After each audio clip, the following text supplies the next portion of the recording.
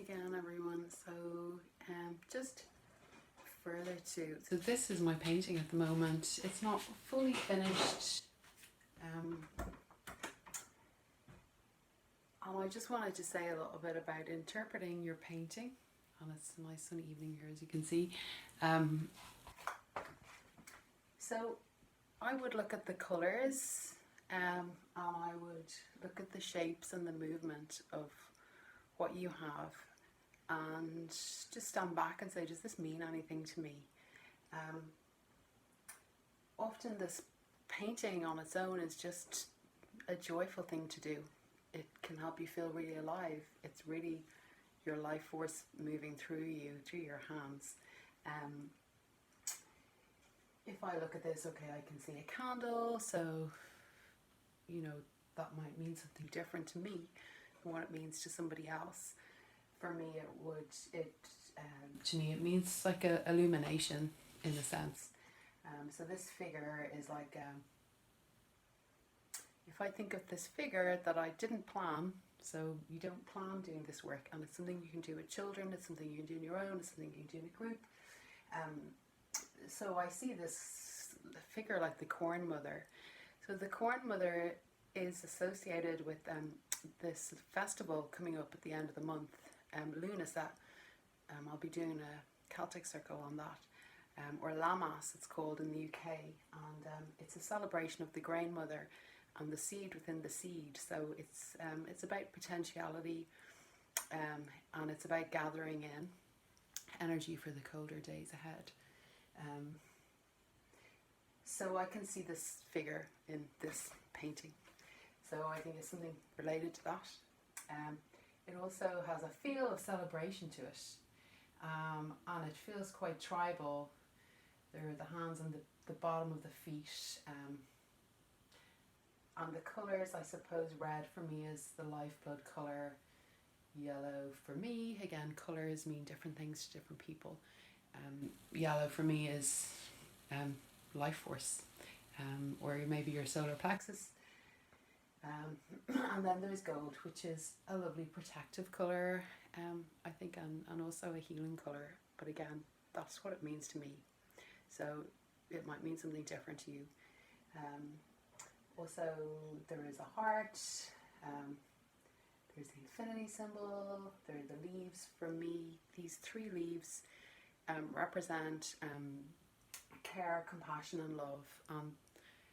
I think these are the 3 most important things for moving forward in our world at the moment. What a great world it would be if we lived by these 3 principles, especially in how we lead and how our governments lead. Also, for me, the bowl is a very pertinent symbol for me. And to me it's to do with feminine and to do with creativity, and this area of the body or in this figure, where your sacral chakra is, the hara is your creative center, or at least all around the world in different cultures this is your creative center, and it's also an area of great strength, even though it's an area of softness. And Dr. Estes talks about the river beneath the river, that when we tune into our inner world and create from this space, we are entering the river beneath the river, and it carries us through, and it releases any blockages that we might have, whether they be emotional or physical, in our energy and in the field around us, because we occupy an energy field. So to me this speaks of creativity from the heart being expressed with love and compassion. I didn't plan this image. I know you might look at it and go, oh, doesn't look great. It's nothing to do with what it looks like at the end. Okay, if you paint something beautiful, that's great. But this is really about expression, and it's about the process and what you experience while you're doing it. And also at the end, if there is an image or shapes or movements or colours that are meaningful to you, and that they give you some insight into your inner world and your growth, because we're always growing and changing. Sometimes you can paint something that might, something to do with short time in the future, or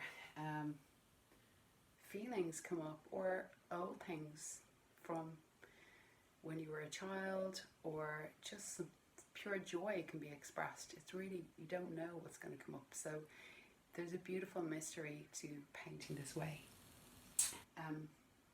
I mentioned already that I am doing paint along with this style of intuitive art in mid-August. So do get in touch, or my battery, if you'd like to participate. The first one is going to be free. Then, depending on interest and my own costs, there'll be a small charge probably after the first one. It's a lovely thing to do online if you're shielding, if you just want some quiet space with other women to paint. It is a really nourishing thing to do.